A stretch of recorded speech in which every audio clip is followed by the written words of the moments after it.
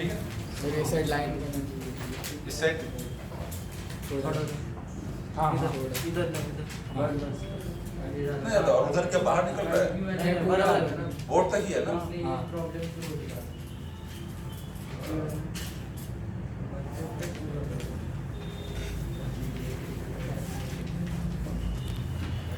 तो देखो हम लोगों को हीट ट्रांसफर पढ़ना है बाय कंडक्शन। अभी कल जो किया था उसी को थोड़ा हम रिवाइज करेंगे और आगे करेंगे। तो उसके लिए थोड़ा हमें ओम्स लॉ आना चाहिए ना, और सीरीज पैरेलल ये सब कॉम्बिनेशन वगैरह। तो पहले हम लोग थोड़ा वो देख लेते हैं, उसके बाद फिर हम लोग वापस से कंडक्शन स्टार्ट करेंगे। तो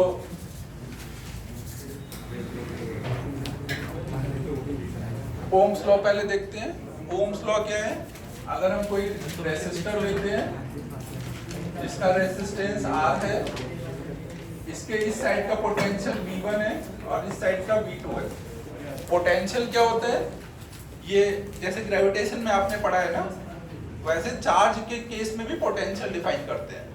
तो वो ज्यादा डिटेल हम लोग करंट इलेक्ट्रिसिटी वाले चैप्टर में ही पढ़ेंगे ना। अभी आप बस मान लो कि हाँ पोटेंशियल होता है, जैसे मास की वजह से पोटेंशियल होता है, वैसे ही चार्ज की वजह से पोटेंशियल होता है। तो यहाँ पे क्या होगा? चार्ज की वजह से करंट फ्लो होती है, सॉरी पोटेंशियल की वजह से करंट फ्लो होती है। और करंट हमेशा किधर से किधर फ्लो होती है? हाई पोटेंशियल से लो पोटेंशियल। अगर यहाँ पर V1 हाई है और V2 से, तो इधर को हाई पोटेंशियल से लो पोटेंशियल की तरफ करंट फ्लो हो रही होगी। करंट को हम लोग क्या बोलते हैं? Rate of flow of charge ना, क्यों क्या यहाँ पे चार्ज है, तो rate of flow of charge को ही हम लोग करंट बोलते हैं।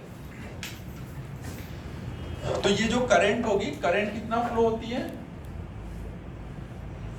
वो डिपेंड करता है कितना पोटेंशियल डिफरेंस है। V1 माइनस V2 और I ये आपस में डायरेक्टली ऐसे प्रोपोर्शनल होते हैं। V1 माइनस V2 को हम लोग V लिखते हैं, पोटेंशियल डिफरेंस। पोटेंशियल डिफरेंस और करंट ऐसे डायरेक्टली प्रोपोर्शनल होंगे। जितना V बढ़ेगा उस हिसाब से I भी बढ़ता रहेगा। फिर यहाँ पे हम लोग एक प्रोपोर्शनलिटी कांस्टेंट R ले लेते हैं। यहाँ पे R को बोलते हैं रेसिस्टेंस। तो V equal to I R हम लोग फॉर्मूला ध्यान रखेंगे। V में V क्या है? पोटेंशियल डिफरेंस ना, पोटेंशियल नहीं है। हाँ, थोड़ा सा सीरीज पैरेलल ये सब भी कराना है ना, तो इसीलिए थोड़ा रिवाइज करके आगे कर रहे हैं। अब ये जो रेसिस्टेंस होता है वो कितना होता है? अगर जैसे ये हमने ये इसका सिंबल है ना, इसका मतलब ये नहीं कि वायर ऐसे ऐसे होगी, नहीं, ये बस दिखा रहा है कि रेसिस्टेंस को दिखा रहा है। वायर तो कुछ ऐसी हो रही होगी, कोई मान लो ये वायर ले लिया जिसका मान लो सिलेंड्रिकल ऐसा कुछ वायर है, इसका क्रॉस सेक्शन एरिया कुछ A है, लेंथ L है, और ये जिस मटेरियल का बना हुआ है, मटेरियल वाली बात बाद में करते हैं। तो अब जब इससे करंट फ्लो होती है ना, जब इससे करंट फ्लो होती है तो उस टाइम पे ये वायर क्या होता है? रेसिस्टेंस दिखाता है, वही रेसिस्टेंस ये लिखा हुआ है। तो रेसिस्टेंस की वैल्यू किसके पर डिपेंड करती है? वो लेंथ कितनी है, जितना ज्यादा लेंथ होगा उतना ज्यादा इलेक्ट्रॉन्स जब चल रहे होंगे तो कोलाइड करते हुए आगे जाना पड़ेगा, तो उतना ज्यादा रेसिस्टेंस आएगा। और इनवर्सली प्रोपोर्शनल टू एरिया ना, एरिया जितना बढ़ेगा उतना ज्यादा उनको स्पेस मिलेगा मूव करने के लिए, तो इजीली मूव कर पाएंगे, तो रेसिस्टेंस कम हो जाएगा। तो दोनों को कंबाइन करके बोलेंगे R proportional to L by A। फिर यहाँ पे एक प्रोपोर्शनलिटी कांस्टेंट दे देते हैं, रो L बाय, जहां पे रो को क्या बोलते हैं? रेसिस्टिविटी। और रेसिस्टिविटी किस पे डिपेंड करता है? मटेरियल पे ना, लेंथ एरिया इन पे डिपेंड नहीं करता, डिपेंड्स ऑन मटेरियल।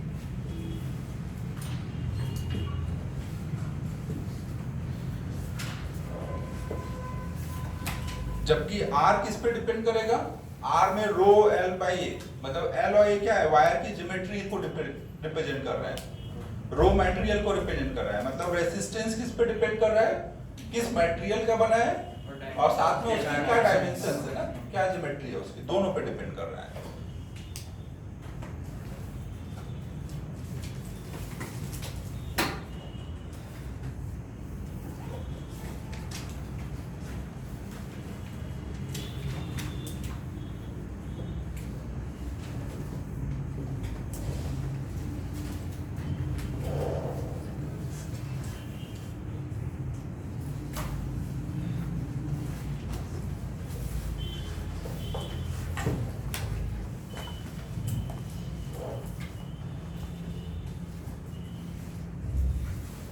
ओम पटोले सब लिखते रहो जो भी बोर्ड पे लिखा है। हाँ सर। ये लिखा हुआ है। हाँ सर।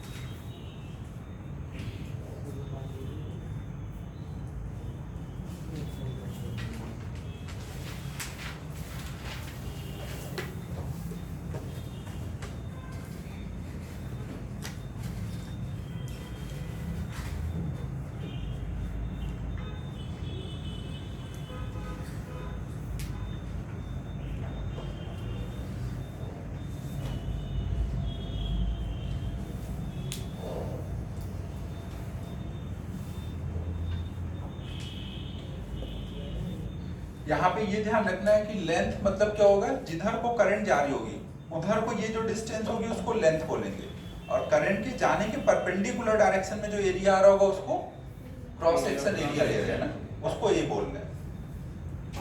ये सेटअप करते हैं। करंट क्या है, rate of flow of charge है ना।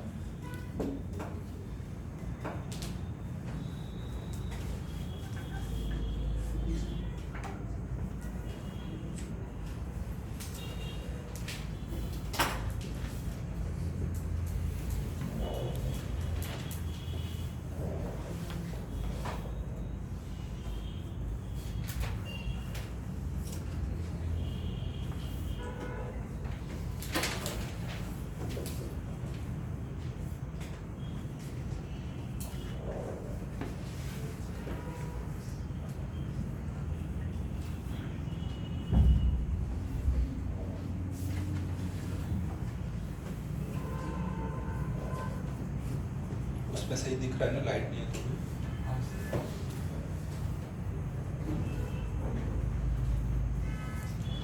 सब करो।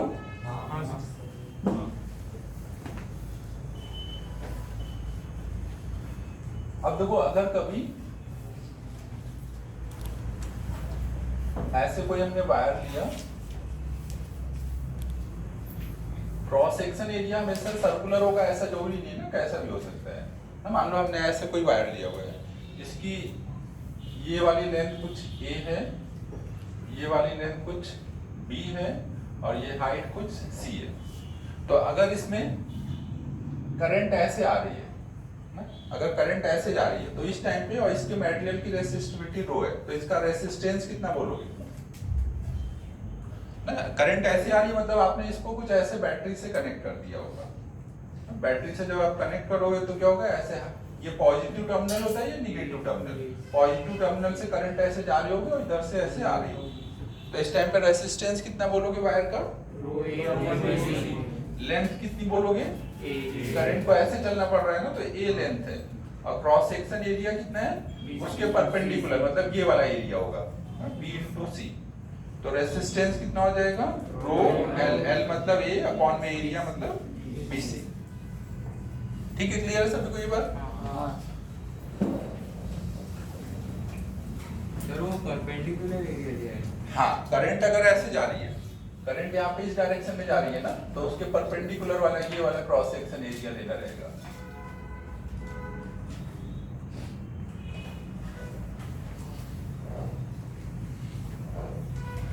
फिर अगर इसी वायर में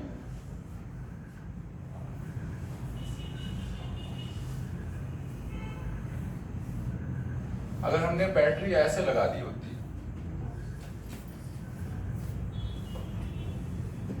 तो अभी क्या होता, करंट ऐसे जा रही होती और इधर से निकल रहा होता। ये साइड कितनी है, A, ये B और ये C। तो अभी रेसिस्टेंस की वैल्यू कितनी बोलोगे, रो सी बाय ए बी ना। इस बार हमारा क्या होगा, करंट ऐसे आ रही है ना, तो इस डायरेक्शन में लेंथ कितना चलना पड़ रहा है, ये ना सी, और उसके परपेंडिकुलर वाला मतलब ये वाला एरिया ना, तो ये क्या हो जाएगा, रो सी अपॉन में ए बी ना। हमेशा रेसिस्टेंस हम कैसे निकालते हैं, करंट का डायरेक्शन देखते हैं, उससे लेंथ देखते हैं, एरिया देखते हैं, फिर लिखेंगे ना। ये नहीं कि मैंने ये आपको वायर दिया तो आपने तुरंत बोल दिया इसका क्या रेसिस्टेंस होगा, आपको जब तक पता नहीं है कि करंट किधर से किधर जा रही है तब तक आप इसका रेसिस्टेंस नहीं बोल सकते ना।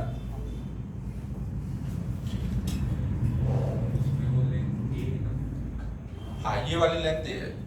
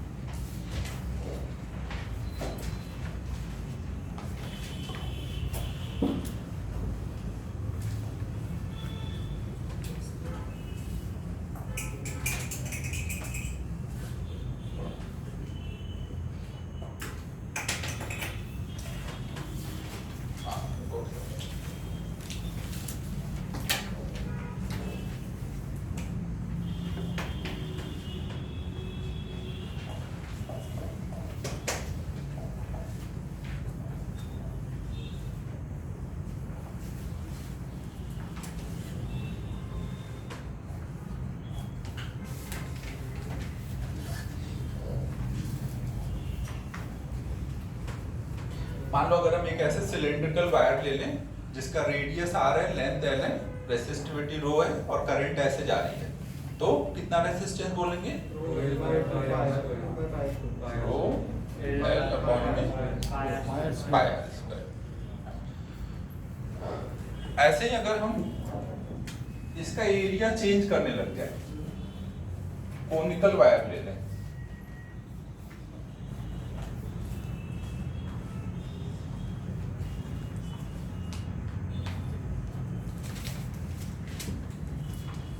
इसमें ये कोन था उसका कुछ पार्ट कट करके निकाल दिया है ना। इधर का रेडियस r1 है और इधर का रेडियस r2 है, लेंथ इसकी l है ना। ये एक सॉलिड वायर है कोनिकल। अब इसमें पूछा जाए करंट अगर ऐसे आ रही है तो यहाँ पे रेसिस्टेंस कितना होगा? तो देखो यहाँ पे क्या था, पूरा यहाँ से लेकर के यहाँ तक हर जगह एरिया सेम था ना, तो आप एरिया लिख सकते हो सीधे पाई r स्क्वायर। लेकिन जहाँ पे ऐसी सिचुएशन आ जाए कि इधर से इधर तक आने में एरिया लगातार चेंज हो रहा है, तो फिर आपको डायरेक्ट आप रेसिस्टेंस नहीं लिख सकते, फिर आपको यहाँ पे ऐसे छोटे छोटे dx लेंथ के वायर लिखने पड़ेंगे और उनका रेसिस्टेंस निकाल के इंटीग्रेट करना पड़ेगा।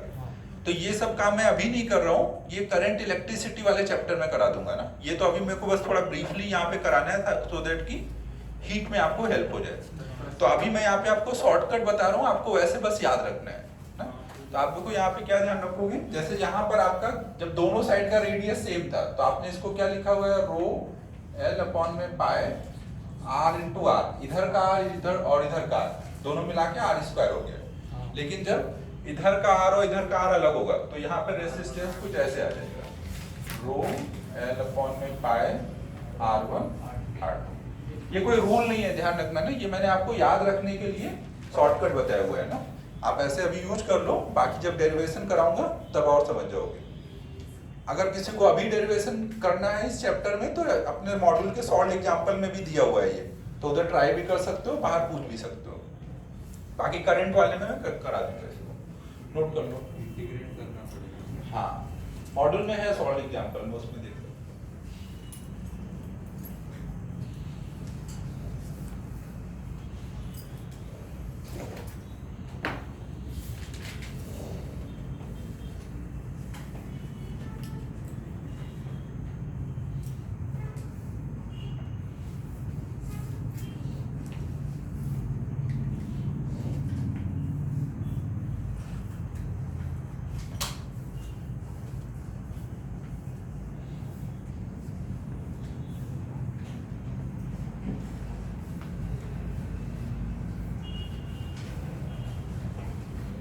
ये सब रब कर दे रहा हूँ।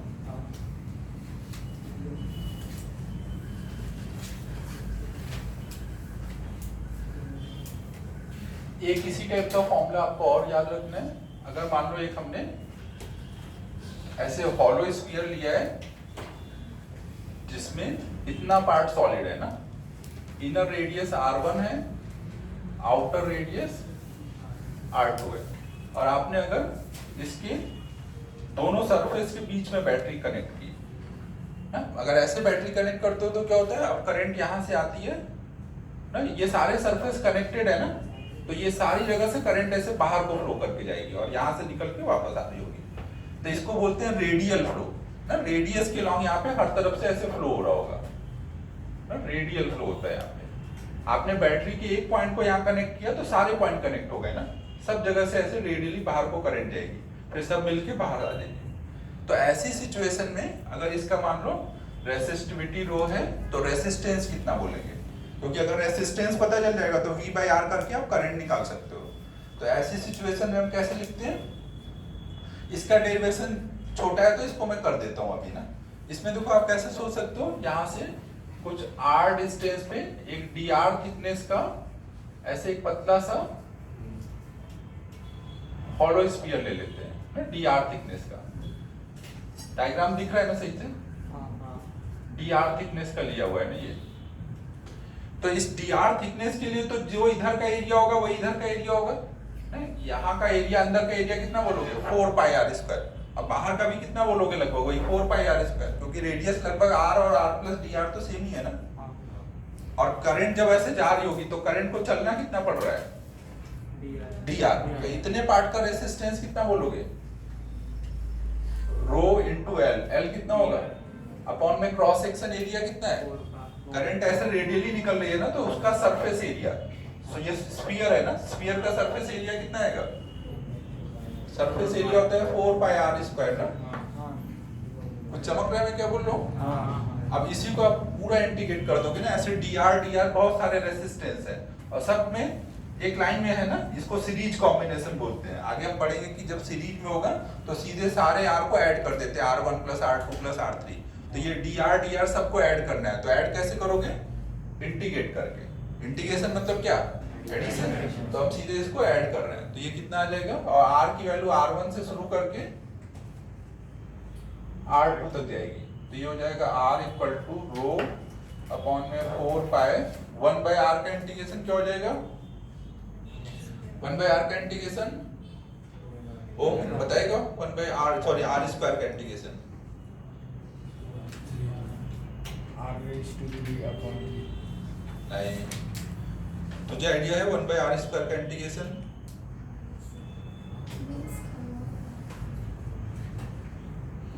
r minus 3 upon 3 नहीं, r raised to minus 3 लिख के सोच, अच्छे से लिख के सोच तू भी।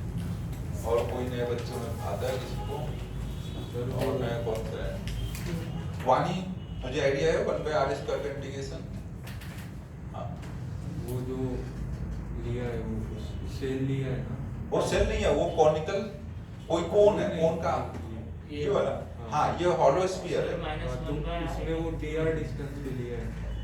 ये इतना पार्ट इसका सॉलिड है ना। एक तरह से ऐसा सोच सकते हो कि R2 रेडियस का सॉलिड स्फीयर था, उसमें R1 रेडियस का कैविटी बना दिया है। नहीं, अपने जो लिया है हाँ वो स्मॉल r रेडियस का dr थिकनेस का एक हॉलो स्फीयर लिया है। r raised to हाँ आप 1 बाय r स्क्वायर को इंटीग्रेट करना है, 1 बाय r स्क्वायर मतलब r की पावर -2, इसको इंटीग्रेट करना है ना, आपको पावर में एक ऐड करना पड़ता है और नए पावर से डिवाइड करना पड़ता है ना, तो यहाँ जाएगा r की पावर -1 अपॉन -1 मतलब -1 बाय r, तो ये -1 बाय r, लिमिट डाल देंगे R1 से R2 तक ना। तुम लोग जल्दी कैलकुलस खत्म करो ना, नहीं तो ऐसे समझ नहीं आएगा। तो रो अपॉन में 4 पाई, माइनस अगर है माइनस को बाहर कर लो, फिर अपर लिमिट और लोअर लिमिट, फिर माइनस को अंदर करोगे तो क्या हो जाएगा, लोअर लिमिट जो इधर था वो उधर चला जाएगा, अपर लिमिट इधर आ जाएगा। तो कई बार हम डायरेक्ट ही माइनस रहता है तो लोअर पहले रख देते हैं फिर अपर, बट अभी मैंने माइनस बाहर कर दिया तो रूल के अकॉर्डिंग चलता हूँ, पहले अपर फिर बाद में लोअर, ऐसे लिमिट डालना होता है, पता है तुम लोग को। फिर माइनस को अंदर कर दोगे तो ये हो जाएगा रो अपॉन में 4 pi 1 by R1 minus 1 bye R2 ना। अगर माइनस साइन होता है तो आपको डायरेक्ट ही पहले लोअर फिर अपर करते, वही आ रहा है ना। अब इसको एलसीएम लोगे तो कितना हो जाएगा, रो into minus R2 minus R1 ये रेसिस्टेंस आया। अब देखो इसको हम याद रख सकते हैं। कैसे याद रख सकते हैं? ये साइड तो नोट हो गया होगा ना? हाँ यहाँ पे देखो याद कैसे रखोगे? करंट जब इधर से इधर फ्लो करके जा रही है तो करंट को कितना चलना पड़ रहा है? R2 माइनस R1 का।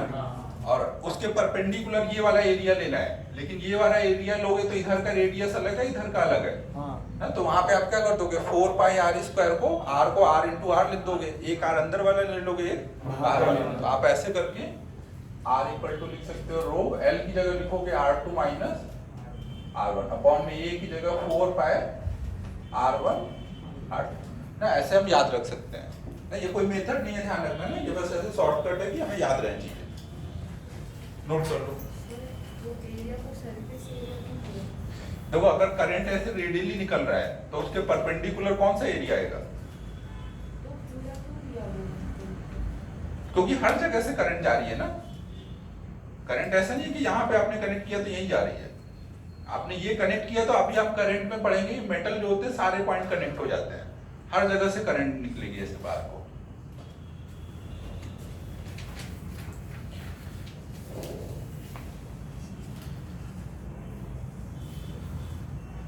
इस वाले पार्ट में जितना समझ आया ठीक है, जितना नहीं समझ आया रट लो, आगे समझ आ जाएगा। बस रेसिस्टेंस का फॉर्मूला याद कर लो अभी।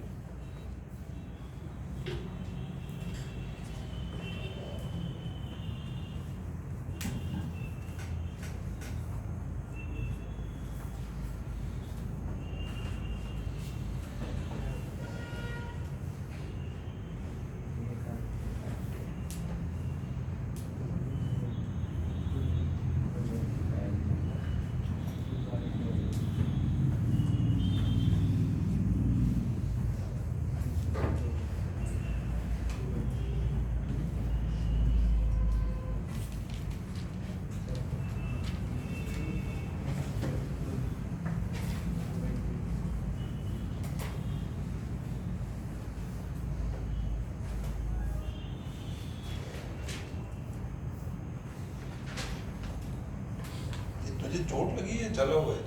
जला हुआ है।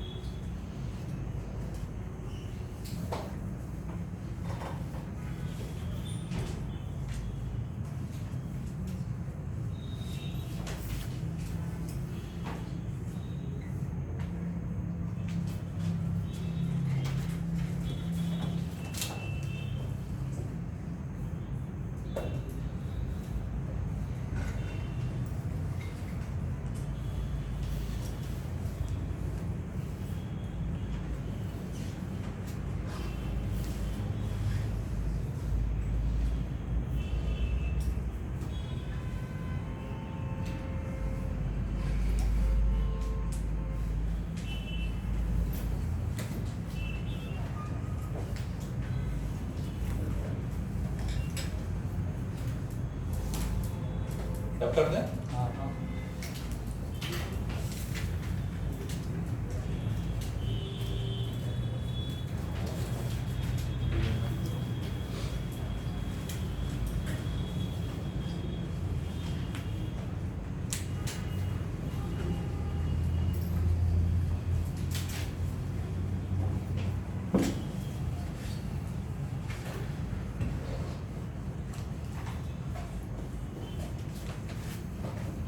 फिर देखो इसके बाद हमें देखना है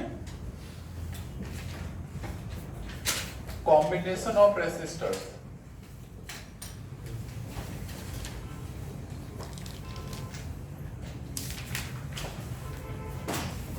तो इसमें पहला देखना है सीरीज कॉम्बिनेशन।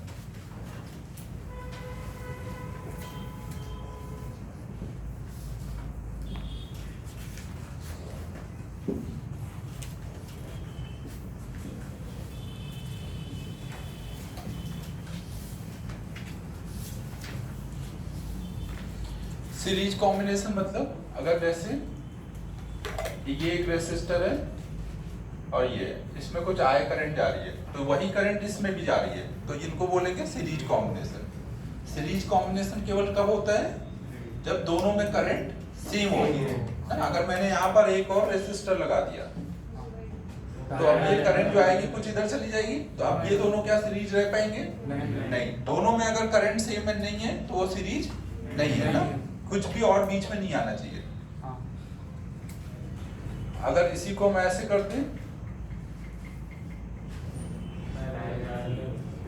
सीरीज है, ये उठा के ये टर्मिनल इधर रख देंगे तो उससे ये नहीं कि वो चेंज हो गया, अभी भी जो करंट यहाँ से आएगी वो इधर से ही जाएगी ना।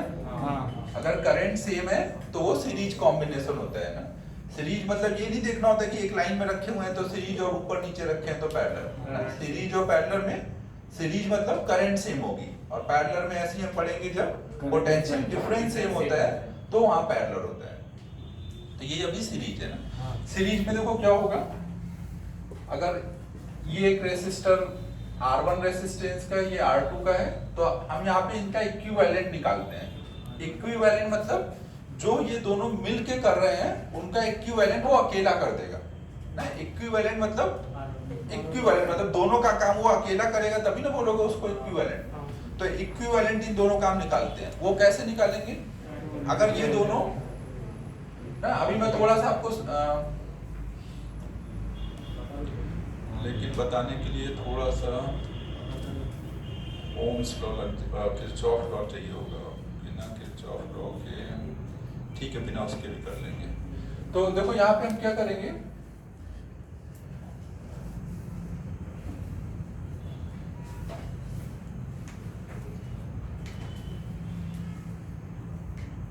एक्चुअली इन सबको पढ़ाने के लिए सबसे अच्छा तरीका रहता है किरचॉफ लॉ। तो किरचॉफ लॉ अभी मैं नहीं पढ़ा रहा हूँ, आगे के लिए को छोड़ देते हैं। तो नहीं अभी आगे थोड़ा अच्छे से पढ़ेंगे डिटेल में, अभी जल्दी जल्दी करेंगे तो उसलिए छोड़ देते हैं। अभी बस काम चलाएंगे कोई तरह से। तो मान लो हमने एक बैटरी ली है जिसका पोटेंशियल डिफरेंस V है। V मतलब होता है इसके दोनों टर्मिनल के बीच का पोटेंशियल डिफरेंस। अगर मैं इधर का पोटेंशियल मान लूं 0 है तो इधर का कितना बोलूंगा V, तब ना डिफरेंस V हो पाएगा। तो आप कोई एक जगह का 0 मान के ऐसे पोटेंशियल लिख सकते हो।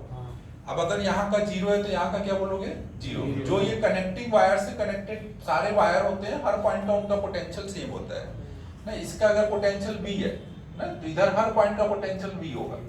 अब बीच का मान लो यहाँ का कुछ पोटेंशियल V1 है, यहाँ का रेसिस्टेंस R1 है, यहाँ का R2 है, ये करंट कुछ आए जा रही है। तो अगर ये दोनों मिल करके यहाँ से कुछ आए करंट फ्लो करा रहे हैं ना, दोनों R1 R2 की वजह से V वोल्ट की बैटरी से कितनी करंट फ्लो हो रही है? आए। तो अगर मैं इसका इक्विवेलेंट ले लूं, दोनों R को हटा के एक R ले लूं, तो वो भी सेम बैटरी से अगर कनेक्ट करूं तो वो भी क्या करेगा? एक सेम बैटरी से अगर कनेक्ट करूंगा तो वो भी क्या करेगा? बैटरी से आए करंट फ्लो कराएगा। अगर यहाँ का पोटेंशियल 0 मान लूं तो यहाँ का कितना बोलूंगा? V। यहाँ का फिर कितना आ जाएगा? 0। और यहाँ का कितना आ जाएगा? तो डिफरेंस कितना हो जाएगा इसके क्रॉस? V। तो मैं इसके लिए क्या लगा सकता हूँ, ये मान लो R इक्विवेलेंट है, V equal to I R. V कितना है? V माइनस 0 मतलब V equal to I into R equivalent. ये एक इक्वेशन हो गई। अब यहाँ से निकालो, यहाँ से अगर हम लिखेंगे तो इसके क्रॉस कितने का डिफरेंस है? V minus V1। अगर करंट इधर से इधर जा रही है तो ये हाई पोटेंशियल है, ये लो पोटेंशियल। तो V minus V1 equal to I into R। ये रब कर रहा हूँ ना, तो हम लोग लिखेंगे V minus V1 equal to I into R1। फिर इसके लिए जब लिखेंगे करंट अभी जो ऐसे आ रही है ना, तो यहाँ पे देखेंगे तो किधर हाई पोटेंशियल है? V1 हाई है ना। हमेशा करंट किधर से किधर चलती है? हाई पोटेंशियल से लो पोटेंशियल। तो ये हाई पोटेंशियल है, ये लो पोटेंशियल। तो V1 माइनस 0 यहाँ का डिफरेंस है, पोटेंशियल डिफरेंस। तो हम क्या लिखेंगे? V1 माइनस 0 मतलब V1 equal to I into R2। अब इन दोनों को ऐड कर दो तो क्या आ जाएगा? V equal to I R1 plus R2। वहां 1 बोला था ना, इसको 2 बोल देते हैं, इसको 3, इसको 4। तब अगर हम 1 और 4 को कंपेयर करें तो V इक्वल टू आई, इधर R इक्विवेलेंट है, वहाँ V equal to I R1 plus R2, मतलब ये दोनों टर्म क्या होने चाहिए आपस में? Equal. तो हम इससे बोल सकते हैं कि जब सीरीज कॉम्बिनेशन होगा तो वहाँ पे हम R इक्वल टू बोलेंगे R1 plus R2. R। Note कर लो।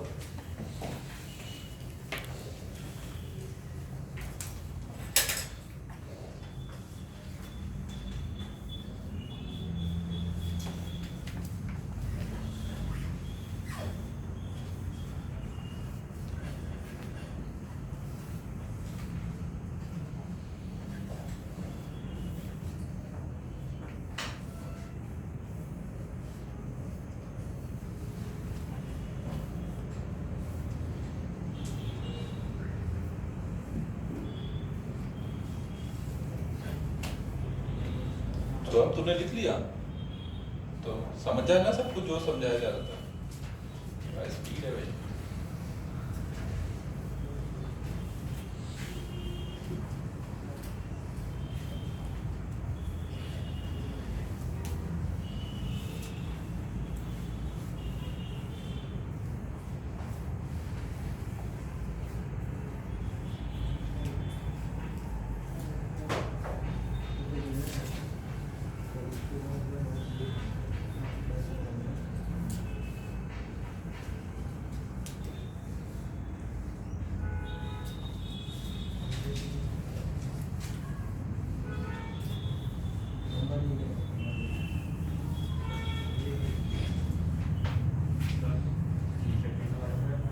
सेकंड वाला यहाँ के लिए V equal to I R लगाया है ना। सर तो हर एक फॉर्म इसके लिए लगाया है। हाँ, हर एक रेसिस्टर के cross V equal to I R लगा सकते हैं ना। इसके लिए लगा सकते हो आप, इसके लिए लगा सकते हो, या अगर पूरा इक्विवेलेंट पता है तो सीधे यहाँ से यहाँ के लिए लगा सकते हो। तो अभी तो आप हमने सीखा ना कि इक्विवेलेंट R1 प्लस R2 है, तो आप सीधे यहाँ से यहाँ के लिए लगा सकते हैं V minus 0 equal to I into R1 plus R2। वो वही चीज लगती है। हर एक रेसिस्टेंस के क्रॉस हम लोग ओम्स लॉ लगा सकते हैं ना, और ओम्स लॉ में V क्या होता है? Potential difference. पर वो सोर्स में नहीं रहता है क्या? पोटेंशियल पोटेंशियल डिफरेंस सोर्स की वजह से किसी भी पॉइंट पे आता है ना। यहाँ बैटरी लगाई तो इसकी वजह से इन सब पॉइंट पे पोटेंशियल आ गया।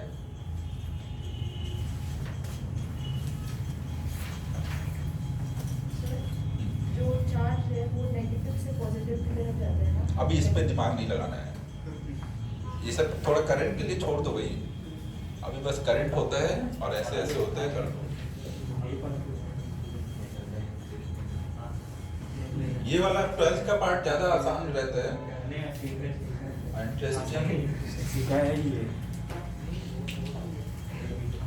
इंटरेस्टिंग तो वैसे 11th वाला भी रहता है, ऐसा नहीं है। वो सिखाते थे स्कूल में।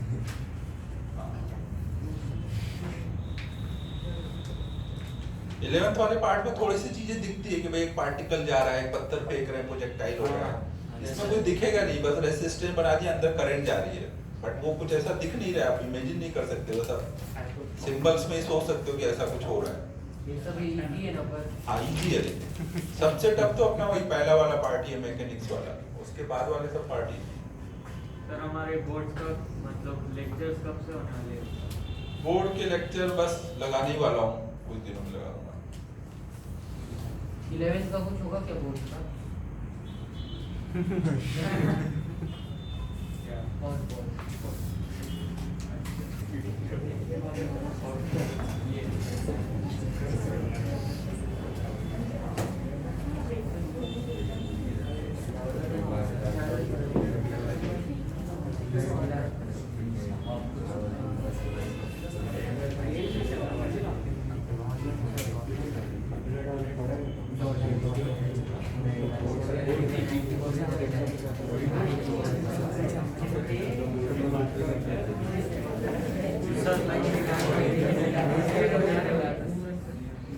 सर वो लेक्चर ऑनलाइन होंगे ऑफलाइन होंगे? नहीं, ऑफलाइन ही रखेंगे, उसमें वैसे ही सोशल डिस्टेंसिंग रहेगी। आएंगे मिलके 4 बच्चे, 4 कोने बैठा देंगे, इसमें क्या हुआ है। एग्जाम क्या? नहीं नहीं, बोर्ड के क्लास के बाद ऑनलाइन ही क्या वैसे भी क्या करेंगे? सर थोड़ा ब्रेक का टाइम बढ़ाओ ना। हाँ सर सर मुश्किल से 15 मिनट दे तो आप सर आपको भी खाने का बच्चा क्या time करेगा? हाँ ना सर थोड़ा घूम के आएंगे 15 मिनट तो थोड़ा होता ही नहीं है। सही है यार। सर एक ऐसा 15 मिनट में सर 15 मिनट पहले देखो जैसे जब तीनों लेक्चर ऑफलाइन होते हैं तो वो कैसे होता है, जो मान लो पहला आया 10 से 12 लेक्चर हुआ तो 5 मिनट हम लोग खुद से लेट आते हैं, उसमें पहले वाले में ब्रेक होता ही नहीं है, फिर 12 से 2 फिर ब्रेक रहता है आधा घंटे का। अभी एक ही लेक्चर रहता है इसलिए 15 मिनट का ब्रेक। मिनिमम आपको 1 घंटे का ब्रेक देना चाहिए हमें। 1 घंटे का टाइम वेस्ट होगा, लेकिन यार बैठे बैठे क्या करोगे। सर नहीं तो क्लास का टाइम सर आधा घंटा तो भी दे दो। सर सुबह सबको चाहिए ब्रेक ज्यादा, आधा घंटा। बाद में फिर लेट हो जाएगा। वही तो, अब जैसे इसको दूर जाना है तो लेट होगा। तो सर 15 मिनट कितना खाना खाओगे यार, 2 चपाती खाने में 15 मिनट तो बहुत ज्यादा होता है। 1 मिनट 5 मिनट में भी अगर एक चपाती खत्म की जाए 10 मिनट में 2 कर लोगे। सर तो सुबह क्लास रखें। सर सुबह मुझे कोई दिक्कत नहीं है, बीजीएम सर से बात कर लो बस तुम लोग। हाँ चलेगा सर रखो सर। वो बीजीएम सर के हिसाब से अब भी क्लास सुबह ही हो रही है, उनकी सुबह होती है 2 बजे। उनका थोड़ा लेट रख लेंगे आपके बाद में, आपका पहला लेक्चर रख लेंगे। ठीक है, अगर मैं मान ले सुबह 10 बजे भी लेता हूँ तो 12 बजे तो उनको लेना पड़ेगा। 8 बजे होता है 12 बजे तो 8 बजे सर 8 बजे 8 बजे भी ले लेता हूँ तो 10 बजे, समझ जाए। हाँ कर लो तुम लोग बात, मैं तो हर टाइम लेने को रेडी हूँ, कोई दिक्कत नहीं है। सर हम भी रेडी ठीक है सर सर आज लेट हो गया। हाँ सर तो राउंड फिगर आपके 3000 रुपए हुए। तुम लोग ऐसे ऐड करते रहो, जब तक वो श्रेयस है वो लिखता है फाइन, जब तक उधर रहेगा नहीं तब तक कोई फाइन नहीं मिलेगा। नहीं सर चलो देख लेगा सर। देखो ये नेक्स्ट हम लोग देख रहे हैं पैरेलल कॉम्बिनेशन। पैरेलल कॉम्बिनेशन देखो कब होगा,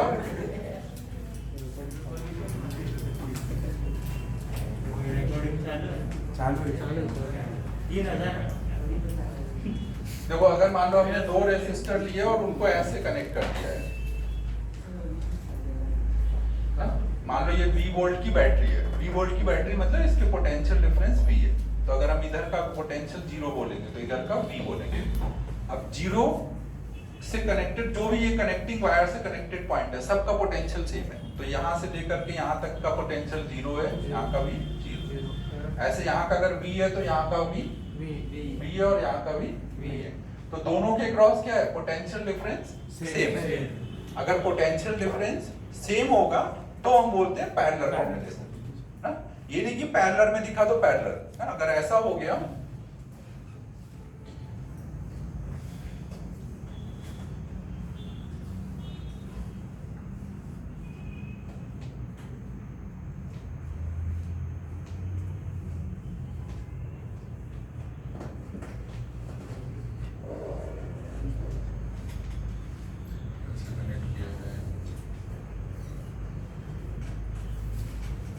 मान लो ऐसे कुछ है, तो क्या इन दोनों को हम पैरेलल बोल सकते हैं?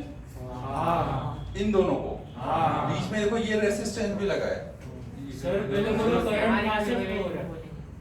आपको पोटेंशियल देखना है, पोटेंशियल डिफरेंस सेम है कि नहीं। अगर मान लो मैं यहाँ का पोटेंशियल बोलूं VA है तो इससे कनेक्टेड यहाँ का भी पोटेंशियल क्या होगा VA, यहाँ का भी क्या होगा VA। अगर मैं यहाँ का बोलूं VB है तो यहाँ का भी क्या हो जाएगा VB, लेकिन बीच में रेसिस्टर आ गया है तो क्या इन दोनों साइड का पोटेंशियल सेम होगा? नहीं, तो यहाँ का कुछ और हो गया, तो फिर दोनों के क्रॉस पोटेंशियल डिफरेंस अलग हो जाएगा। अगर पोटेंशियल डिफरेंस सेम है तभी आप बोलोगे कि वहां पर पैरेलल कॉम्बिनेशन। सर तो इधर स्प्लिट हो रहा है ना उधर VA के बाद। इसके बाद बोल रहा है तो उस पे मत दिमाग लगा, ये हटा दे, इससे कोई मतलब तो सर वो सीरीज है कि पैरेलल है दोनों का? देखो कॉम्बिनेशन ना वो साइड वाला और वो पैरेलल हो गया ना। ये साइड वाला हाँ। और ये हाँ। नहीं ना भाई, देख यहाँ का तो इसके लिए VB है लेकिन इधर का कुछ और है ना, इसके क्रॉस का पोटेंशियल डिफरेंस और इसके क्रॉस का सेम नहीं है ना। तो वो दोनों नहीं होंगे पैरेलल। हाँ देखो यहाँ पर सीरीज और पैरेलल के अलावा कुछ ऐसा नहीं कि या तो सीरीज होगा या पैरेलल होगा, हो सकता है कुछ भी कॉम्बिनेशन ना हो, ना सीरीज हो ना पैरेलल हो। तो सर तो फिर भी नहीं ऐसे जनरल इसको क्या बोलते हैं? कुछ नहीं बोलते हैं, जब कुछ है ही नहीं तो क्या बोलेंगे ना, सीरीज को सीरीज बोलेंगे, पैरेलल को पैरेलल, कुछ नहीं को कुछ नहीं बोलेंगे। और कुछ नहीं फंक्शन अब इनको सॉल्व वगैरह कैसे करेंगे वो बात की बात है ना, बस अभी मैं ये समझाना चाह रहा हूँ कि पैरेलल मतलब पोटेंशियल डिफरेंस सेम होना चाहिए ना। तभी आप बोलोगे, ये नहीं कि पैरेलल में दो लाइन दिखी तो बोल दिया पैरेलल है।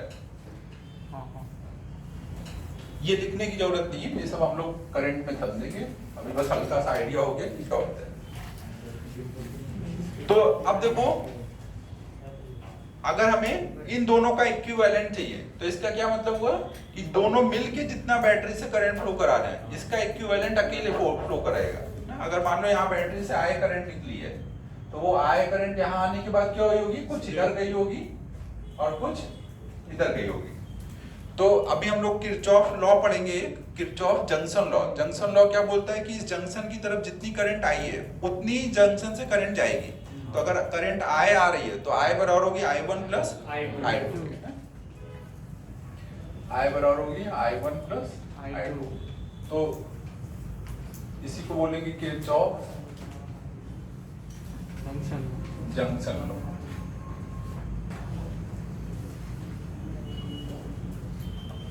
जंक्शन लॉ में अभी तो इतना ही पढ़ाना था, तो इतना ही पढ़ते हैं, बाद में और देखेंगे। और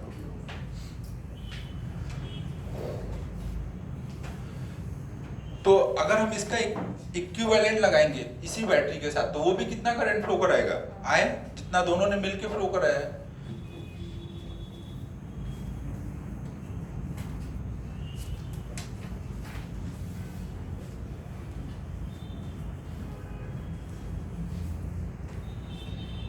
यहाँ का पोटेंशियल जीरो ले लेते हैं, यहाँ का V, तो यहाँ जीरो, यहाँ V।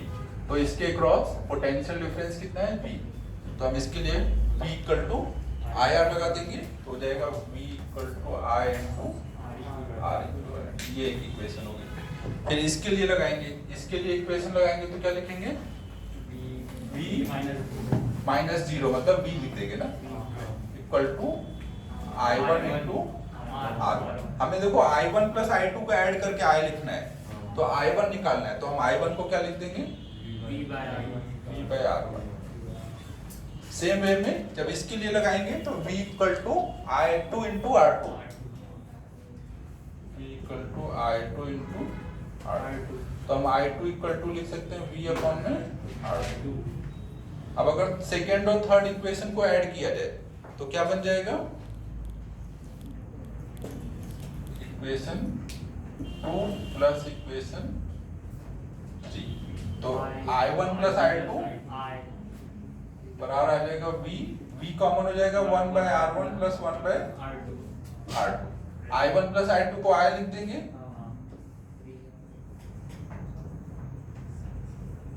फिर I की वैल्यू यहाँ से डाल दो, यहाँ से फर्स्ट इक्वेशन से I इक्वल टू क्या लिख सकते हैं, V अपॉन में R इक्विवेलेंट। यहाँ पे हम लिख सकते हैं फर्स्ट इक्वेशन से, क्या बात है, रेसिप्रोकल आया ये। तो V कट गया तो 1 by R equivalent equal to 1 by R1 plus 1 by ना। अभी आपको बस फॉर्मूला याद रखना है कि पैरेलल में होंगे तो 1 by R1 plus 1 bye R2 करके लगाएंगे।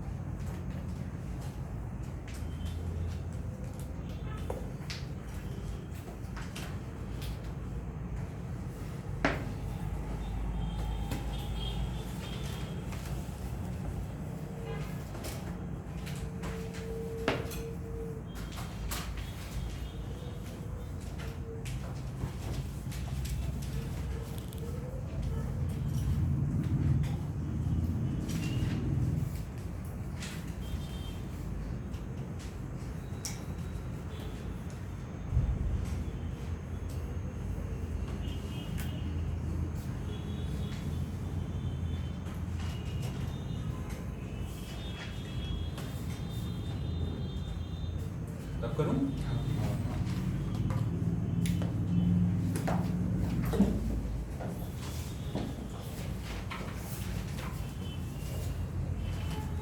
ये भी कर दूं? हाँ सर।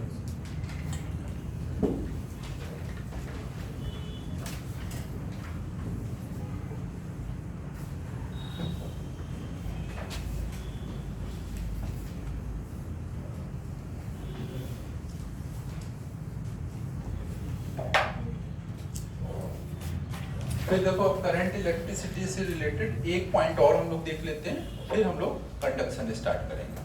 अब एक लास्ट पॉइंट हम लोग देख रहे हैं, wheat stone bridge.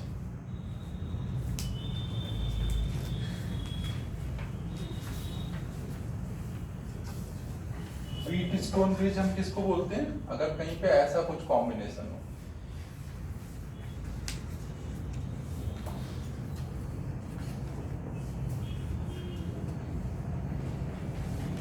R1, R2, R3, R4 और R5, ऐसा कुछ कॉम्बिनेशन है और आपने इसको बैटरी से कनेक्ट किया। जब ऐसे बैटरी से कनेक्ट करोगे तो उस टाइम पे क्या होता है, मान लो अगर यहाँ का पोटेंशियल 0 है, यहाँ का V है, तो यहाँ का भी कितना आ जाएगा? 0। यहाँ का कितना आ जाएगा? V।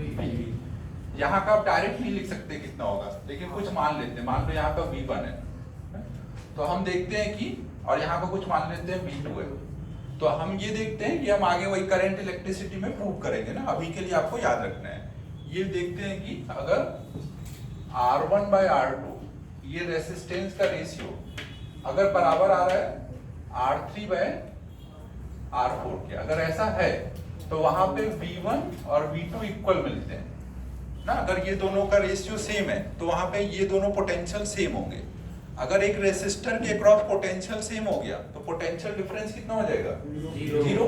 अगर यहाँ कोई पोटेंशियल डिफरेंस नहीं है तो इससे कोई करंट फ्लो होगी? नहीं। अगर करंट ही नहीं फ्लो होगी तो उसको सर्किट में रखने का कोई फायदा नहीं है ना, उसको हम सर्किट से हटा सकते हैं। तो वहां पे हम क्या बोलेंगे, ये हमें बोल रहा है कि R5 को फिर आप हटा दो ना, तो आपका सर्किट अब कैसा बन जाएगा?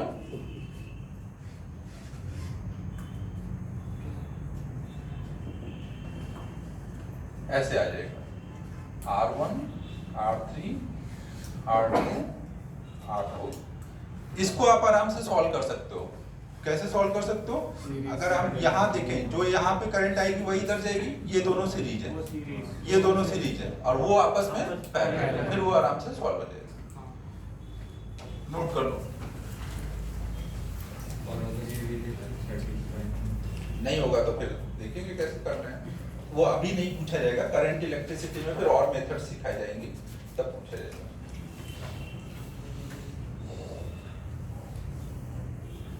यहाँ पे क्या है, if R1/R2 equal to R3/I4 R4 then V1 equal to V2।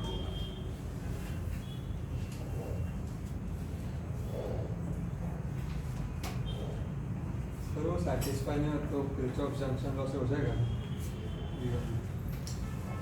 Solve करना पड़ता है उसके लिए, किरचॉफ सेकंड लॉ भी आना चाहिए, लूप लॉ वगैरह। उस टाइम पे कई सारे मैं मेथड बताऊंगा,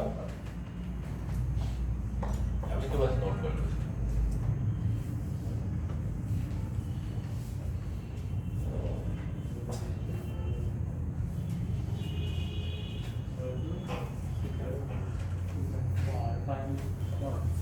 R5 में कुछ करंट नहीं जाएगी ना, अगर उसके दोनों साइड का पोटेंशियल सेम है तो पोटेंशियल डिफरेंस ही होता है ना। करंट किधर से किधर जाती है? हाई से लो, तो इसमें दोनों साइड का पोटेंशियल सेम है, तो इसका मतलब जो इधर करंट आ रही होगी वो ऐसे निकल जाएगी, जो इधर को करंट आ रही होगी वो इधर चली जाएगी, इधर कोई करंट जाएगी ही नहीं ना। अगर करंट जाएगी नहीं तो उसको मतलब आप सर्किट से हटा सकते हो।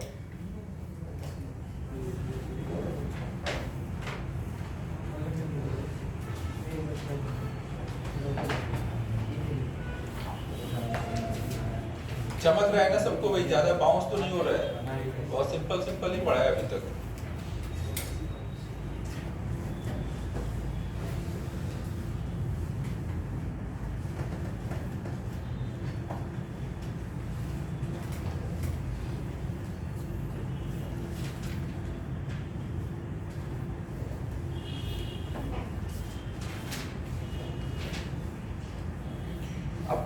करंट इलेक्ट्रिसिटी से रिलेटेड जितना हमें पढ़ना था वो हमने कर लिया है।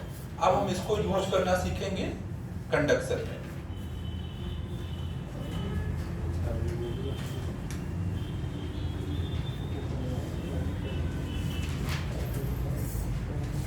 जब हम इसको कंडक्शन में यूज करेंगे तो वहां पे क्या हो जाएगा,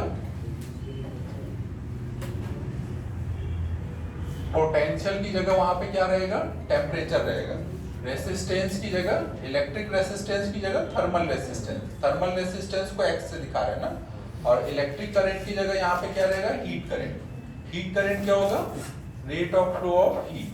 क्यू को यहाँ हीट से, हीट के लिए क्यू सिंबल यूज कर रहे हैं।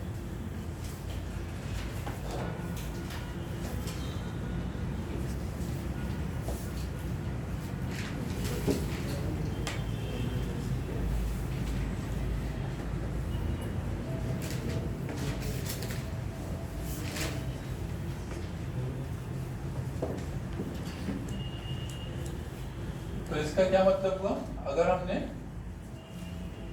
एक रॉड को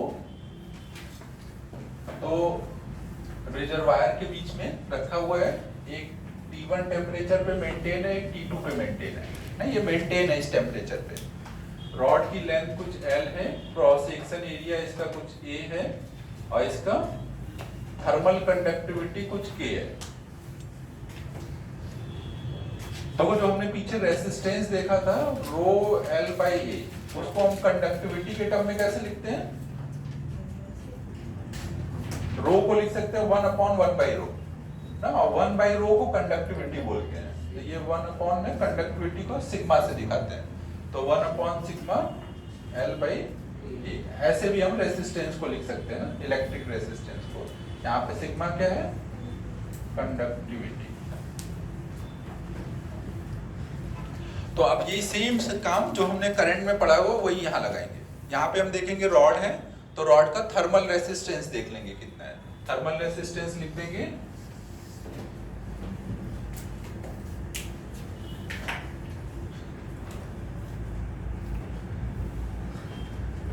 थर्मल रेसिस्टेंस लिख देंगे L बाई के ना, ये सिग्मा की जगह यहाँ पे K आ जाएगा ना, L बाई के। फिर इसके एक साइड का टेम्परेचर T1 है, एक साइड का T2 है, तो यहाँ से जो पर सेकेंड हीट फ्लो हो रही होगी I ना, I की वैल्यू क्या लिखेंगे, टेम्परेचर डिफरेंस मतलब T1 माइनस T2 अपॉन में x ना, I equal to V by R लगाया है ना, V बाई R मतलब यहाँ T by x, delta T by x।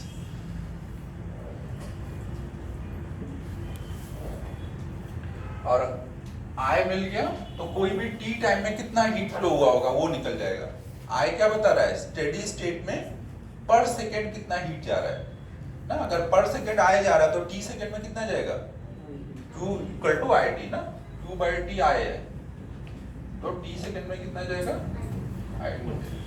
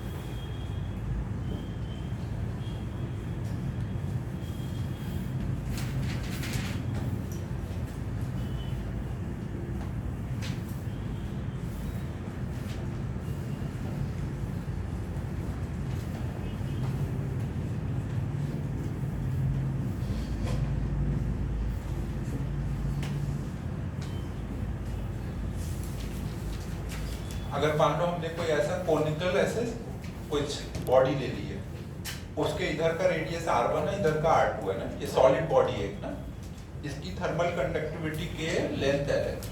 अगर हम इधर वाले एंड को T1 टेम्परेचर पे मेंटेन कर रहे हैं ना, और इधर वाले को T2 पे मेंटेन कर रहे हैं ना, मेंटेन कर रहे हैं मतलब ऐसा कुछ रिजर्वायर से कनेक्ट होगा, बार बार बना नहीं रहे हैं। मेंटेन करना लिखना मतलब आप समझ जाओगे कि उसको चेंज नहीं करना है ना, टेम्परेचर फिक्स है। अगर यहाँ पे T1 मान लो ग्रेटर देन T2 होगा तो इधर को करंट फ्लो होगी ना, हीट करंट। तो आपको बताना है स्टेडी स्टेट में ये आय की वैल्यू कितनी हो रही है।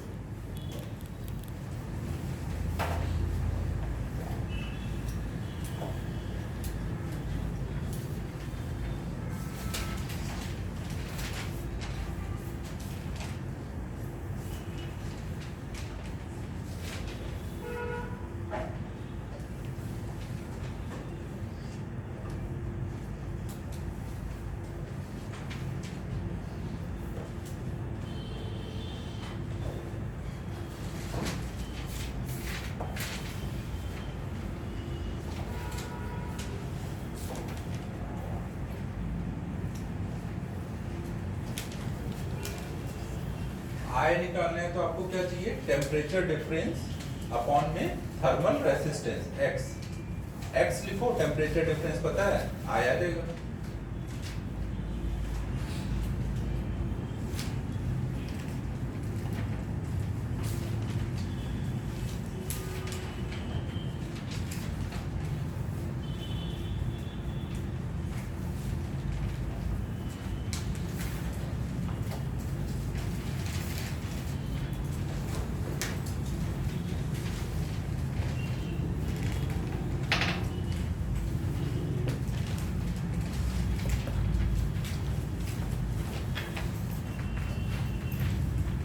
हो गया होगा सबका ना। हम लोग यहाँ पे x की वैल्यू कितनी लिख लेंगे, L बाय के ए। ये कितना लिखेंगे, पाई R1 x आ गया। तो करंट कितनी फ्लो हो रही होगी, टेम्परेचर डिफरेंस अपॉन x, ये वैल्यू डाल दें।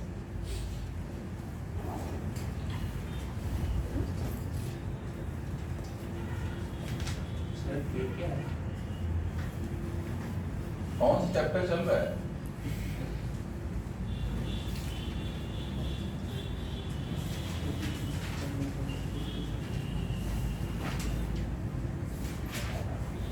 के क्या है भाई, केल्विन का सिंबल है। कांस्टेंट बोलते क्या है इसको, थर्मल कंडक्टिविटी। तो देखो हमने यहाँ पे एक ऐसे सॉलिड स्फीयर लिया हुआ है, उसमें R2 रेडियस के सॉलिड स्फीयर से R1 रेडियस का सॉलिड स्फीयर कट करके निकाल दिया ना, तो यहाँ पे कैविटी है। अब अगर अंदर वाले को हमने किसी तरह से T1 टेम्परेचर पे मेंटेन किया है और बाहर वाले सरफेस को T2 टेम्परेचर पे मेंटेन किया है, तो और थर्मल कंडक्टिविटी मटेरियल की K है, तो यहाँ पे कितना पर सेकेंड रेडियली ऐसे करंट बाहर को फ्लो करके आ रही होगी। मान लो T1 ग्रेटर देन T2 है, तो ऐसे बाहर को हर तरफ से हीट फ्लो करके आ रही होगी रेडियली। तो हमें x की वैल्यू बताना, सॉरी करंट की वैल्यू बताना।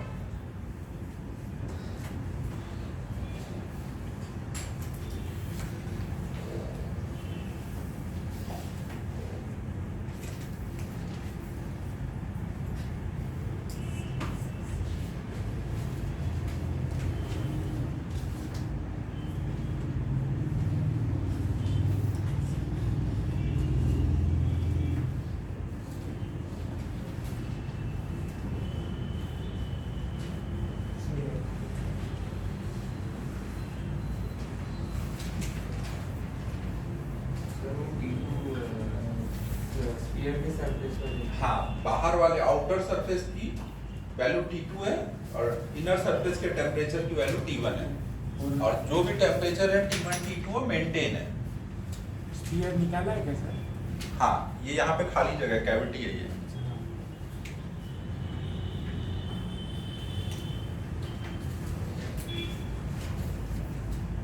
ना मास यहाँ पे केवल यहीं पर है ना, इस वाले पोर्शन में मास है।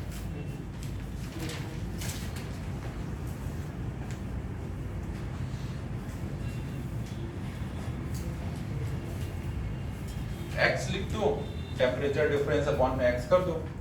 x लिखना हमें पता है ना? x कितना आ जाएगा L by K ना, L कितना पकड़ेंगे R2 minus R1 अपॉन में K into A पकड़ेंगे 4 by R1 x आ गया तो टेम्परेचर डिफरेंस अपॉन में x कर देंगे।